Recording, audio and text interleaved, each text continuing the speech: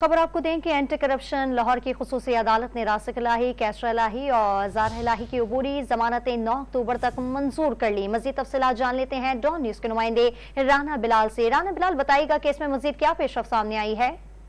जी देखिए, anti corruption की जानिब से परवेज इलाही और उनके फैमिली मेंबरान के खिलाफ एक और FIR दर्ज की गई थी, जिसमें आज परवेज इलाही के साहबजादे रासिक इलाही, उनकी अहलिया कैसरा इलाही और उनकी बहू ज़ारा इलाही ने गिरफ्तारी से बचने के लिए लाहौर की एंटी करप्शन अदालत से अबूरी जमानतें करवा ली हैं और अदालत ने 9 अक्टूबर तक जमानतें मंजूर करते हुए एंटी करप्शन को गिरफ्तारी से रोक दिया है और मुलजमान के खिलाफ जो मुकदमा दर्ज किया गया है उसका रिकॉर्ड भी तलब कर लिया गया है। एंटी करप्शन अदालत के जज अली रजा अवान ने मुलजमान की पूरी जमानतों पर समाअत की और मुलजमान अदालत के रूबरू पेश भी हुए थे। इसके साथ साथ अदालत ने तमाम मुलजमान को शामिल तफ्तीश होने की भी हिदायत की है। दरखास्तों में यह मौक़िफ़ इख्तियार किया गया है कि सियासी बुनियादों पर इंतकामी कार्रवाई के लिए उनके खिलाफ एंटी करप्शन में यह मुकदमा दर्ज किया गया है। शामिल तफ्तीश होकर अपनी बेगुनाही जो है वो उसमें सबूत फराहम करने, इसलिए अदालत उनकी जमानत मंजूर करे। ताहम अदालत ने 9 अक्टूबर तक ये अबूरी जमानतें मंजूर करते हुए एंटी करप्शन को कैसरा इलाही,